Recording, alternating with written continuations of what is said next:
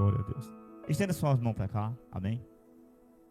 Maravilhoso Deus, eterno Pai, Deus eterno, Deus de infinito misericórdia.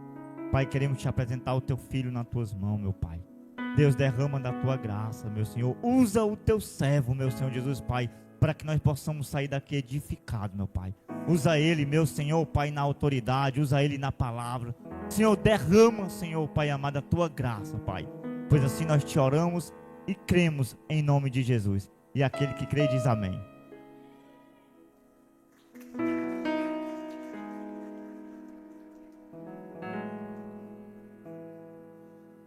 Glória a Deus. Eu cumprimento meus irmãos com a gloriosa paz do Senhor Jesus. Amém? Para mim é motivo de muita alegria.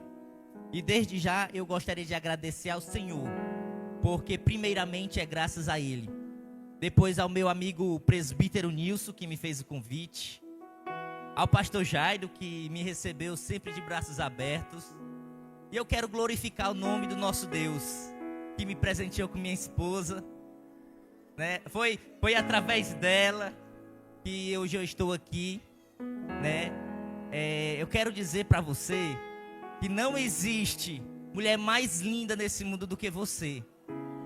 Não existe atriz da Globo, atriz de Hollywood, Miss Universo. Para mim, você é a mulher mais linda desse mundo, né? Estou muito feliz que hoje aqui está o meu sogro Berg, meu amigo também, minha cunhada, minha sogra. Estou muito feliz. E eu quero convidar os meus irmãos a abrirem as suas Bíblias no livro de Êxodo, no capítulo de número 33. A partir do versículo 13. Iremos ler apenas o 13, o 14 e o 15. Hoje é culto da família. E eu tematizei essa mensagem com o tema A Presença de Deus na Minha Casa. Aleluia. À medida que os irmãos forem achando, vamos nos colocar em pé.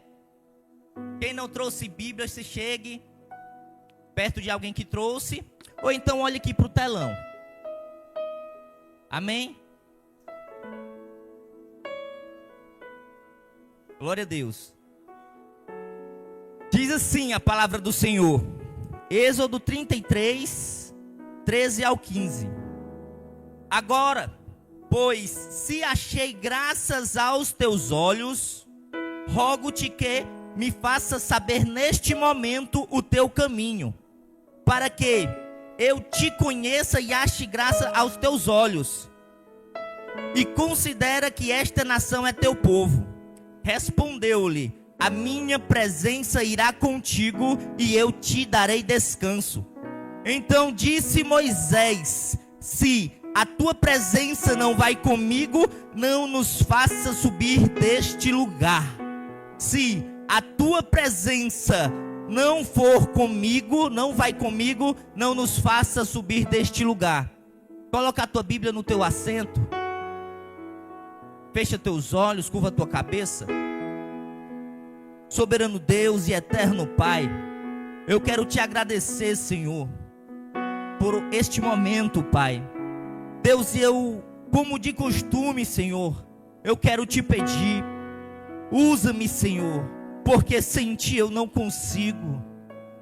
Ah, Espírito Santo, tu és bem-vindo neste lugar, Espírito Santo.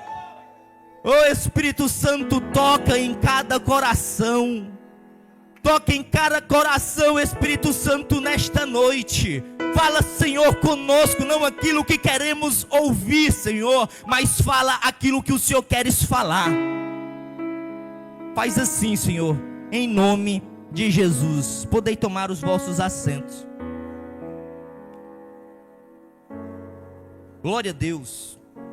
O texto, meus irmãos, a qual nós lemos, é um diálogo entre Moisés e Deus, entre Deus e Moisés.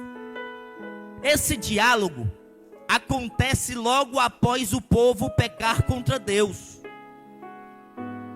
O primeiro mandamento que Deus dá é: não terás outros deuses diante de mim. Não farás para ti imagem de escultura, nem semelhança alguma do que há em cima nos céus, nem debaixo na terra, nem nas águas debaixo da terra. Não as adorarás, nem lhes dará culto, porque eu sou o Senhor, o teu Deus zeloso. E esse diálogo acontece logo após o povo construir para si uma imagem, a imagem de um bezerro de ouro, porque Moisés estava em cima no monte, e aí não tinha ninguém para intermediar a conversa entre o povo e Deus. Só que o povo, nós vemos aqui que logo após Deus dizer isso, Deus chega para Moisés e diz: olha, você vai, porque tinha uma promessa para o povo de Israel, você vai, eu enviarei um anjo, ele lhes dará vitória contra os saduceus, contra os filisteus, lhe dará vitória contra todo esse povo e lhe dará a terra prometida. E logo quando todo o povo de Israel fica sabendo nessa notícia, eles começaram a prantear, se vestiram com seus atavios, porque eles não queriam ficar longe da presença de Deus.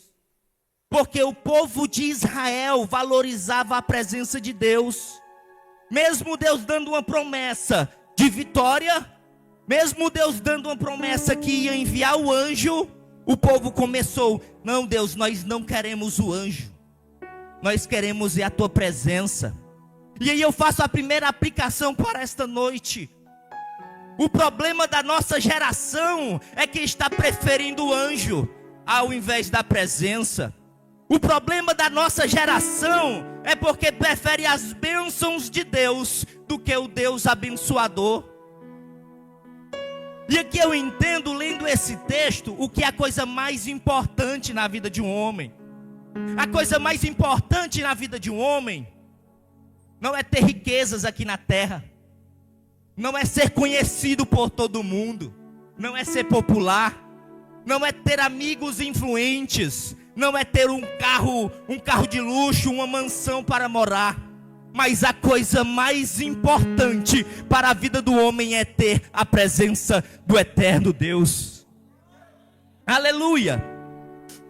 Sabe por quê? Me pergunte por quê. Eu gosto assim, quando a igreja está prestando atenção. Porque um amigo influente, ele pode até abrir portas aqui na terra, mas só Deus abre portas dos céus. Aleluia! Um bom emprego, ele pode até te dar um bom salário, mas é só a presença de Deus que traz paz para a tua alma. Uma casa bonita pode até impressionar quem está fora, mas é só a presença de Deus que traz paz para dentro do lar. Aleluia! É só a presença de Deus. Aliás, o homem, o ser humano, ele tem um vazio que só pode ser preenchido por essa presença. E nós precisamos da presença de Deus para nos satisfazer, para trazer felicidade para o nosso coração. E aqui nós vemos que o povo de Israel, eles valorizavam a presença de Deus. O povo de Israel valorizava tanto a presença de Deus, presbítero Nilson, que no tempo do sacerdote Eli, houve uma guerra. O povo estava vivendo em pecado. Os seus dois filhos, Ofni e Finéias, eles estavam profanando a oferta do Senhor. Quando o povo ia lá, sacrificava para o Senhor, eles iam, pegavam a carne e assavam para comer. Eles pegavam toda a oferta, eles não estavam ligando para a oferta do Senhor. A Bíblia vai dizer que eles estavam se deitando com as mulheres que estavam servindo à mesa. E eles eram sacerdotes. E aí o Senhor acendeu a ira do Senhor pelo que o Senhor queria os matar. O próprio Senhor vai dizer que eles eram filhos de Belial. E o pai deles, Eli, mesmo sabendo que isso estava acontecendo, não interviu, não afastou eles do cargo, não os disciplinou. Pelo que o Senhor levantou um povo chamado filisteu para ir pelejar contra o povo israelita. E aí o povo israelita estava perdendo para os filisteus. E aí decidiram levar a arca até a batalha. E aí desce os dois filhos de Eli, Ofni e Finéias, com a arca para a batalha. Quando eles estão lá, quando o povo vê a arca chegando, o povo começa a glorificar, começa a bradar, porque estão vendo que a arca está vindo e estão pensando, Deus está vindo. Só que naquela ocasião Deus não foi, porque o povo estava pecando, o povo estava vivendo de qualquer jeito. E aí eles perderam a guerra. Quando eles perdem a guerra, vão levar a notícia até o sacerdote Eli. Quando o sacerdote Eli, chega a notícia para o sacerdote Eli que os seus dois filhos haviam morrido. O sacerdote Eli nessa época, ele tinha 98 anos. Quando ele recebe a notícia que os seus dois filhos haviam morrido, ele fica triste. Mas ele permanece de pé. Mas aí chega a notícia de que a arca havia sido tomada pelos filisteus. Quando ele recebe essa notícia, as suas pernas ficaram trêmulas, ele caiu da cadeira e quebrou o pescoço e morreu. Por quê? Porque a notícia de que a arca da aliança tivera sido levada pelos filisteus foi tão ruim que ele não conseguiu suportar. Porque o povo de Israel valorizava a presença de Deus. E era tão sério que a mulher de Finéias estava prestes a dar à luz um filho. E quando ela deu a luz ao filho, colocou o nome do menino de Icabô. Foi-se a glória de Deus. E aí os filisteus pegam a arca da aliança, e é forte isso. Os filisteus pegam a arca da aliança e eles levam para o templo do deus Dagon. O deus Dagon, ele era considerado para os filisteus o deus mais forte, o maior dos deuses dele. E o deus Dagon, ele era metade homem e metade peixe. Ele era o deus da prosperidade. E aí pegam a arca da aliança, colocam de frente para a imagem de Dagon. Coloca de frente para a imagem de Dagon.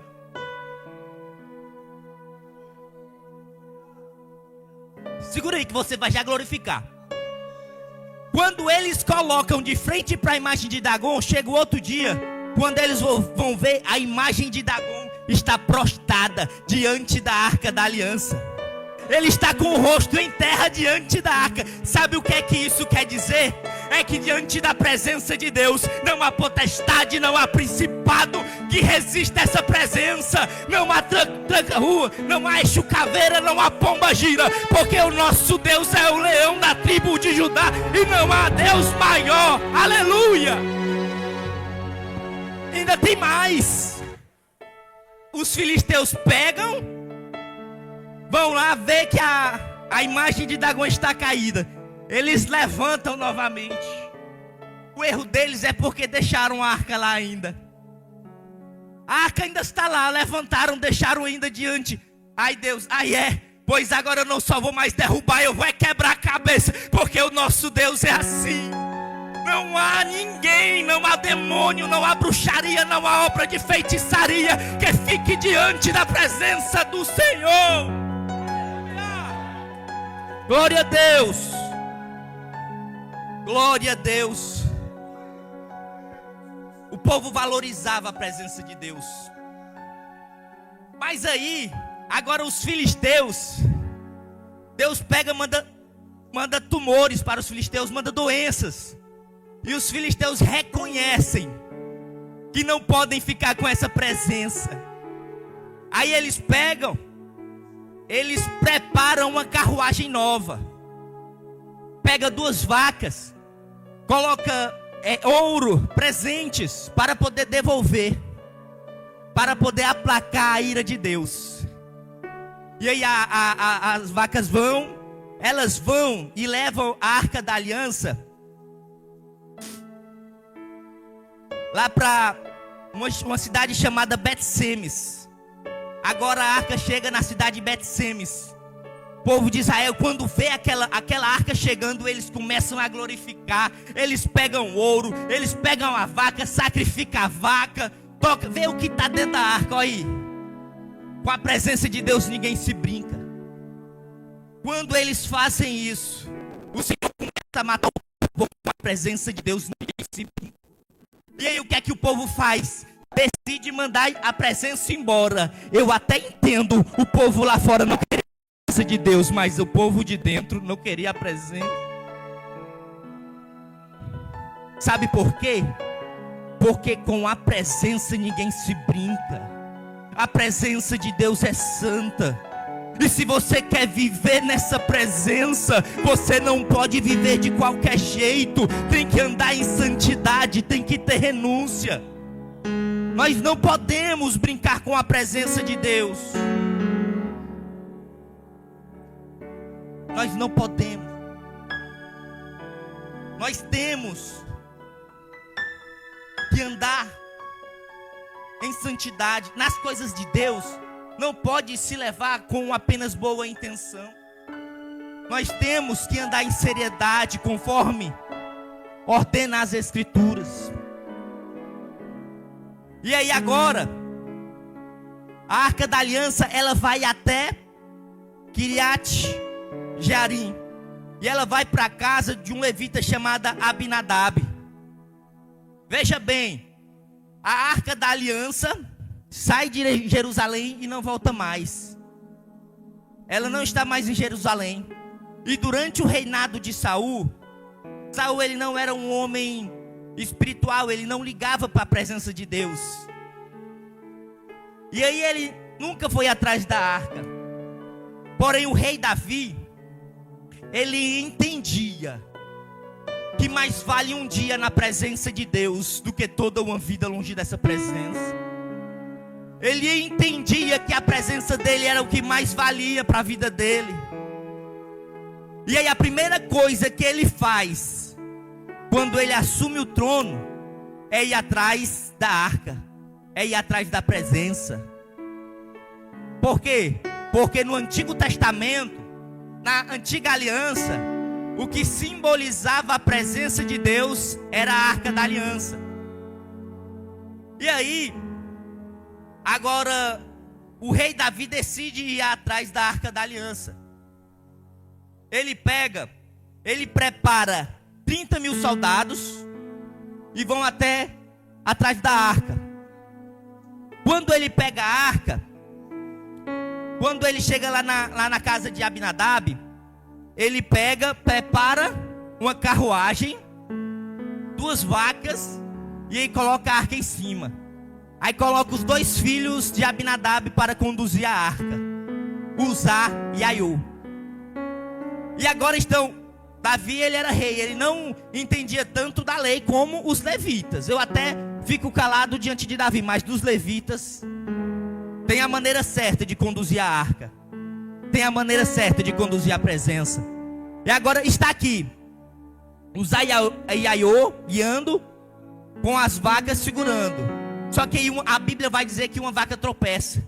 Quando a vaca tropeça, Uzá, ele coloca a mão na arca, e aquilo acende a ira de Deus, e Deus o mata. A Bíblia diz assim.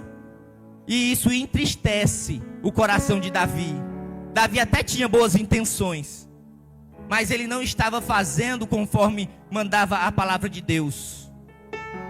Davi até tinha boas intenções, mas eu volto a dizer, na presença de Deus, no reino de Deus, não se carrega com boas intenções. E aí, como aquilo entristeceu o coração do rei Davi, ele decide deixar a arca ali, e deixa a arca na casa de Obed-edom. A Bíblia vai dizer que a arca passa na casa de Obed-edom 3 meses. Essa história é bem conhecida. A casa de Obed-edom foi abençoada, porque quando a presença de Deus chega, o lugar é abençoado. A mulher que era infértil agora passa a dar à luz a um filho. Aquele que plantava e nada colhia, agora passa a plantar e passa a colher mais do que está plantando, porque quando Deus abençoa é assim, quando Deus decide abençoar é assim.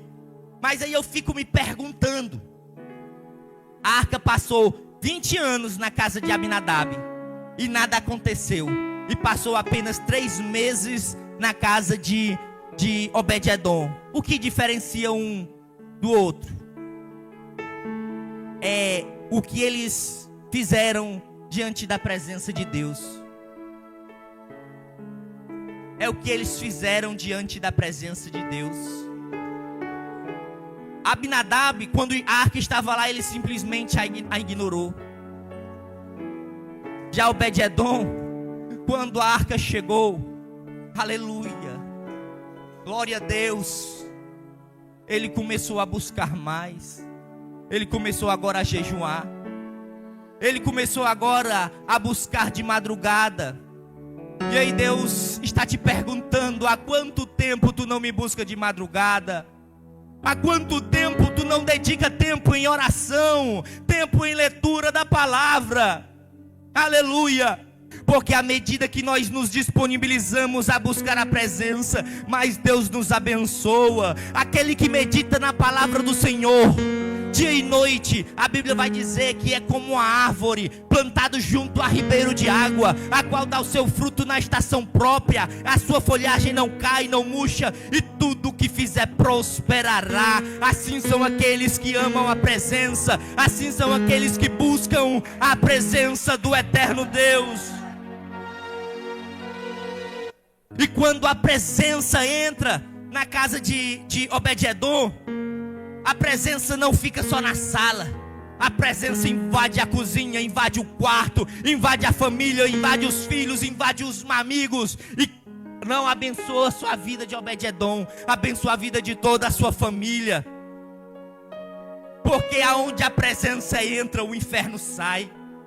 Aonde a presença entra, o ódio dá lugar ao perdão, a escassez dá lugar à provisão. Agora os vícios dão lugar à liberdade, a doença dá lugar à cura, porque a presença de Deus traz cura para a sua casa, a presença de Deus traz liberdade para a sua casa.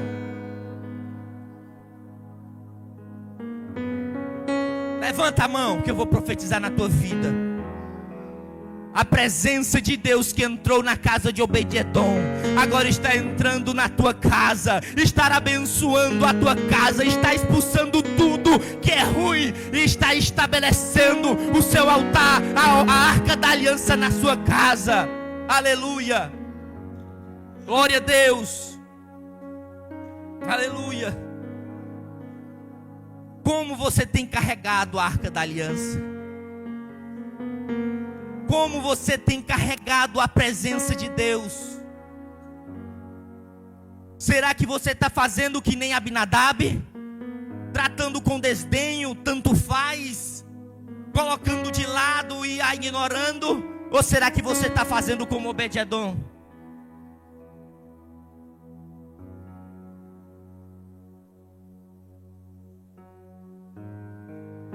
Aleluia.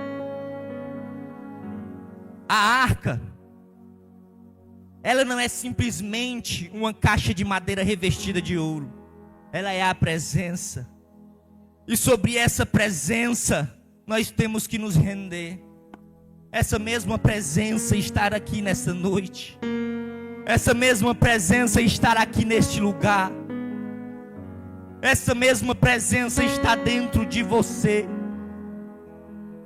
Essa mesma presença hoje pode te abençoar, pode mudar a tua história. Aleluia. Essa arca, ela não é um projeto humano, ela é um projeto de Deus. Sabe o que é que eu entendo? É que essa arca era Deus querendo habitar no meio do seu povo. Era o Deus do relacionamento querendo se relacionar com o seu povo. E esse mesmo Deus, Ele busca se relacionar contigo. Ele busca ser o teu amigo. E aí Deus ele estabelece, ele fala para Moisés: Moisés, lá no alto, em cima do monte, Moisés, tu vai construir agora o tabernáculo, porque eu quero habitar no meio do meu povo. E no tabernáculo ele vai ser dividido em 3 lugares. O primeiro lugar, o átrio, ou o pátio externo, onde vai conter o altar do holocausto e a pia de cobre para purificação. No átrio, só quem vai ter acesso é os levitas. Os levitas terão acesso, mas não terão lugar ao lugar santo. E aí vem o lugar santo. O lugar santo tem a mesa dos pães asmos, dos pães da propiciação, o candelabro e o altar de incenso. Logo após, tinha um véu que dividia o lugar santo do lugar santíssimo. No lugar santíssimo tinha a arca da aliança. No lugar santo, quem tinha acesso era o sacerdote. Presta atenção. No lugar santo, os sacerdotes tinham acesso. Agora no santo dos santos tinha o véu. O véu ele simbolizava ali um limite. Você não pode passar daqui. Só quem podia entrar no santo dos santos era o sumo sacerdote, que seria apenas uma vez por ano, para fazer o sacrifício para o perdão de todo o povo. Mas o que eu acho mais importante aqui é porque Deus ele estabelece o material que será usado, ele estabelece as medidas, as formas, ele estabelece tudo, nos mínimos detalhes. Ele estabelece as vestimentas que serão usadas. Porque para sacrificar para o Senhor não pode ser de qualquer jeito. Para carregar a presença não pode ser de qualquer jeito. E aí, falando da Arca da Aliança, o material que Deus o escolheu para usar foi madeira de acácia. Estudiosos vão dizer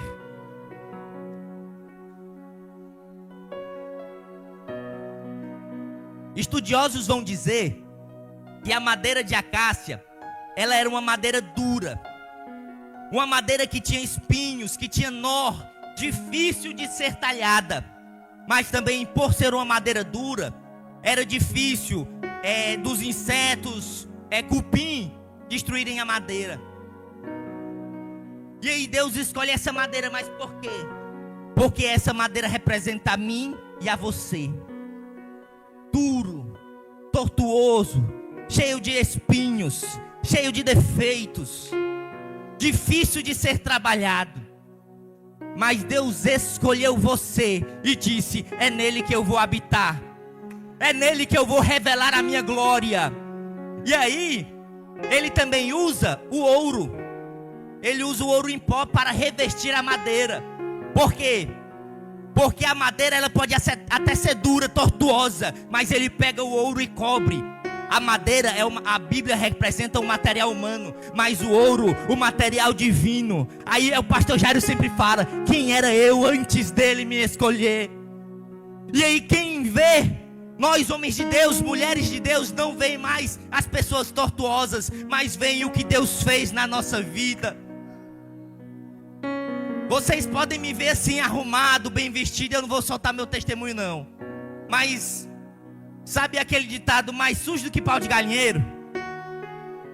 Era eu. Mas aí você olha para mim, você vê a glória de Deus, você já não consegue. As pessoas falam até assim: rapaz, eu nem consigo mais lembrar como tu era. Mas foi o trabalhar de Deus na nossa vida. Foi o que Deus fez na nossa vida. Ele nos cobriu com a sua glória, nos lavou, nos santificou, e agora passou a habitar em nós. E aí, agora, nós não estamos mais na antiga aliança, no Antigo Testamento. Nós estamos agora na nova aliança. Na nova aliança veio Jesus e a si mesmo se entregou. e morreu a morte de cruz. Ele foi maldito em nosso lugar.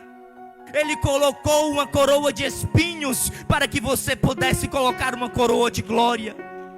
Ele foi chicoteado, ele foi cuspido, humilhado, para que você recebesse paz, recebesse amor. Ele foi condenado para que você recebesse salvação. E o sacrifício dele naquela cruz fez o véu do templo se rasgar de alto a baixo. Agora não existe mais limite. Não existe mais limite para nós entrarmos na presença de Deus.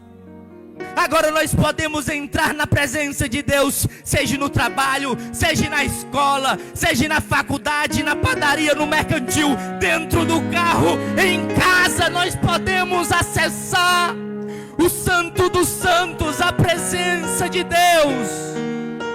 Aleluia!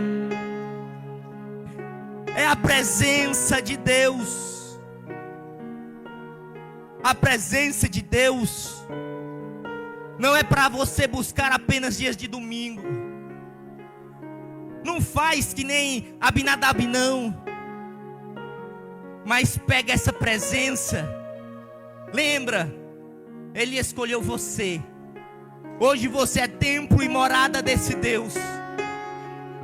Hoje você é templo e morada do Espírito Santo. Você não precisa mais sentir a presença apenas aqui dentro da igreja. Você pode levar essa presença para dentro da tua casa. O culto que você faz aqui, entrega aqui na igreja, você também pode entregar na sua casa. A sua família pode ser abençoada através da sua vida. E é interessante que o povo de Israel entendeu. O povo de Israel entendeu a importância da presença. Eles sabiam que o anjo lhe dando vitória para lhe dar a terra prometida era muito pouco por o que a presença poderia lhe proporcionar. A presença de Deus traz alegria para a tua alma. Porque todos nós tem dias que nós amanhecemos que nem Davi, pulando, dançando, glorificando quando recebe a arca, quando traz a arca de volta. Mas tem dias que amanhecemos que nem Ana, chorando inconsolavelmente. Tem dias que nós amanhecemos que nem Elias na caverna, querendo desistir, querendo tirar a própria vida. Mas tem dias que amanhecemos que nem Josué, forte, corajoso, pronto para a batalha. Porque nós somos assim, inconstantes. Mas eu tenho uma palavra para você. Não desanimes. Tudo que você pediu a Deus, não desanima. Ele é contigo. E a presença dEle, essa noite está trazendo renovo para a tua vida.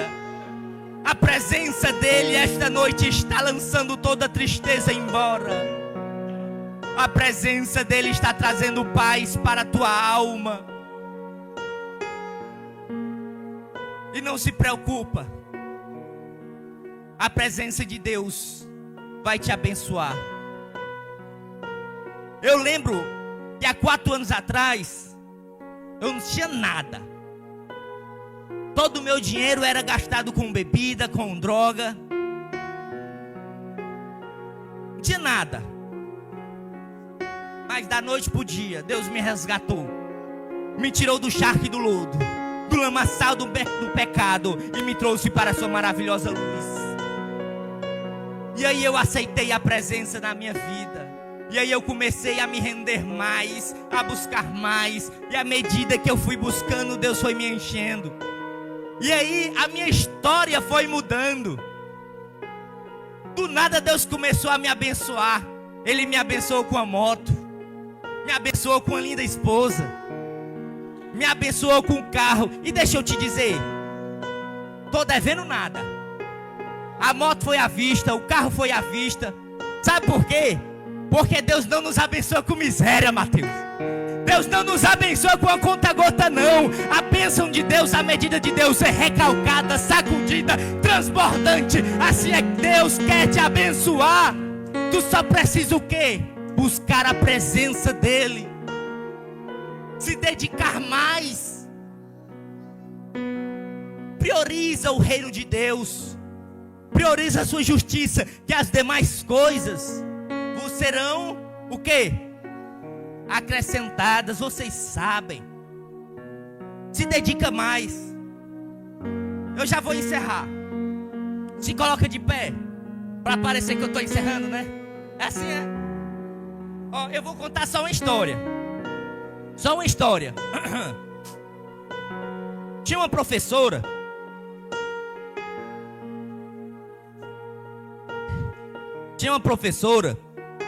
Ela estava dando aula, era professora de religião.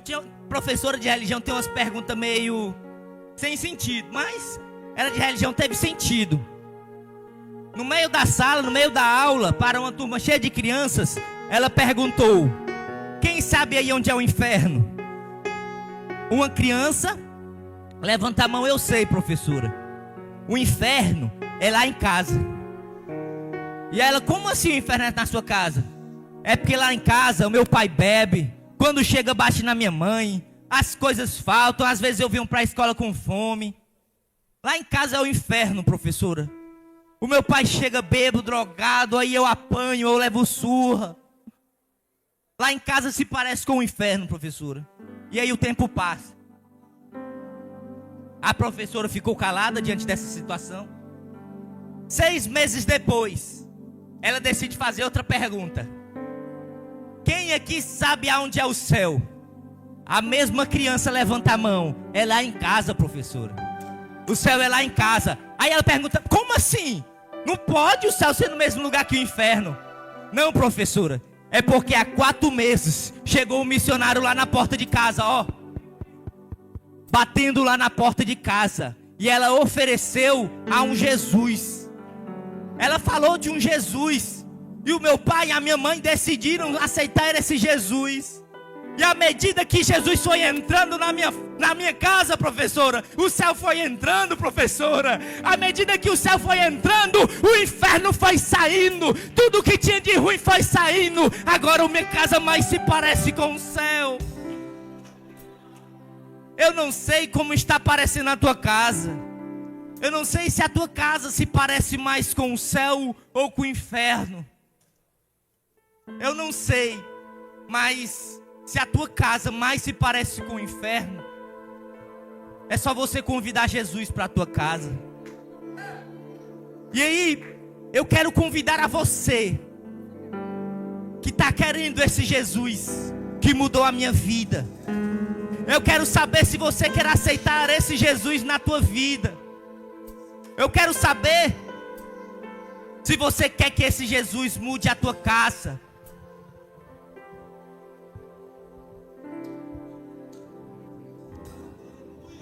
Eu não sei o que ele viu em mim. Não entendo por que me amou. Glória a Deus. Eu não sou o que devia ser.